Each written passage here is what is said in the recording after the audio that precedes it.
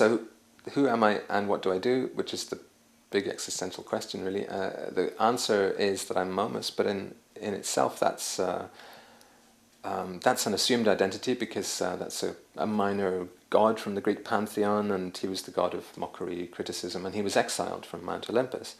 And he's a bit of a joker as well, so kind of humorous, but always cavilling critic. I was born Nick Curry in Scotland in, well, in a certain year, a long time ago. I am over 30. And I became Momus when I was like 24, 25, and I moved to London, and I started making pop records, and yeah, I've made like 20 albums of pop music, and but I feel like I've almost come through that, and I'm not interested in that, or in the meantime, music has died. I kind of feel it's dead. I kind of feel nothing that you do in music matters anymore, and that people's attention has moved elsewhere, and I'm kind of okay with that idea. I mean, I still make records. I still try to make every year one album. I released last year a record called Oki Milk, which is the third part of a trilogy, all of which begins with the letter O. It started in Tokyo. I made a record called Oscar Tennis Champion. Then in moving to Berlin, I made Otto Spooky, and then Oki Milk. She goes reluctantly. She goes repeatedly.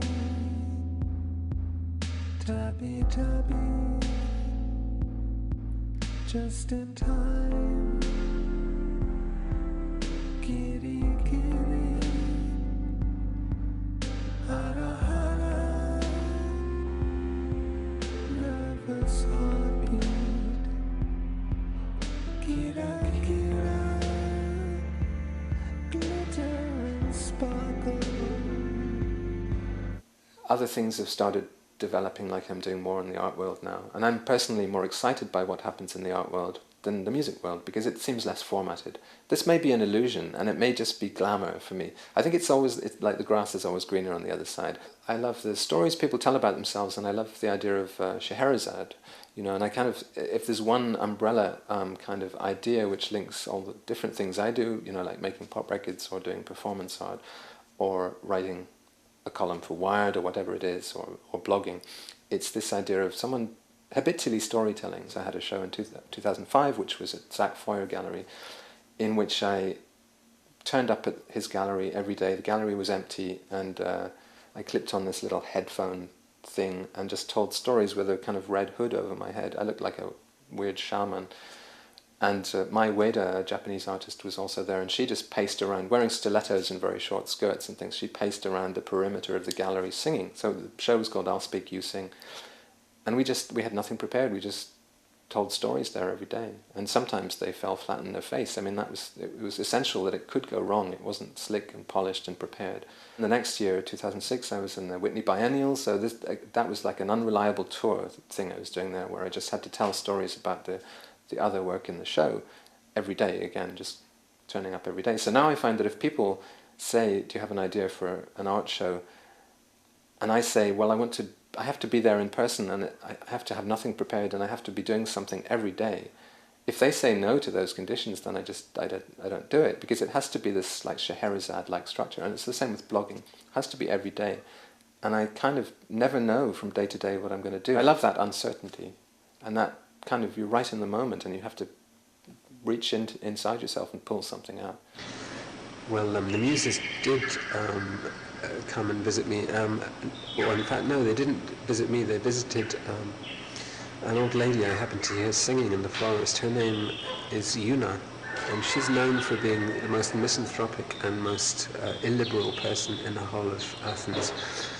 She normally spits on anybody who's deviant in any way, sends poison pen letters, and in fact she's become known as Yuna the Bomber, because she sends packages to any liberal institution, abortionist, or sort of deviant person in her mind in town, and these packages, when opened, often explode. I mean, she's not actually very good at the technology of bombs, because when when you open it, sort of some flour comes out, like a cloud of flour comes out, and you cough a little bit, but that's all that happens. I mean, she makes basically cakes which go very bad. I'm interested in niches and interstitial points where you can, or interstitial points, where you can operate within a money system but not motivated entirely by money. Those are the interesting places, I think, where it's kind of in between two different ways of being and thinking and feeling about life. And yeah, so the art world, for me, because I'm not making money out of it, is a place I can actually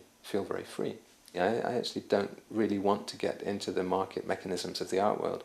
What I want to do is to play in the art world and to consume, you know, in a moneyless way, all the ideas that are coming out through the art world. So I love going to openings or biennials. I love biennials. I love going to Venice or whatever Documenta I'll go to later in the year and just sort of consume it. It's like a kind of shopping where you don't actually buy anything. And I can just get all these ideas, which seem to be, it just seems to be like a huge cornucopia, sort of tumbling with fruit.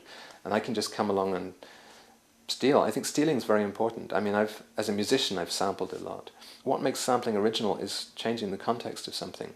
If I can get an idea in the art world and then put it into pop music, it becomes a fresh idea because it's never appeared. It might have appeared in the art world, but it hasn't appeared in pop music. And I feel like I've kind of been on the edge of so many scenes in so many cities. I've lived in London, New York, Paris, Tokyo, Berlin, Edinburgh, Scotland, Montreal, Athens, all these places, and kind of been just on the edge of some exciting scenes, but never quite participated in them and never quite been fixed. I think I'm very aware of the risk of being fixed in time. It's kind of interesting that I've left Britain and I don't really have any strong connections with Britain, and that when I've been offered exhibitions or, you know, whatever musical opportunities, they've been in Japan or in America. And maybe there's some affinity that I have with America because it is a society. Part of it is still a society that's founded as a dialectical criticism of Britain.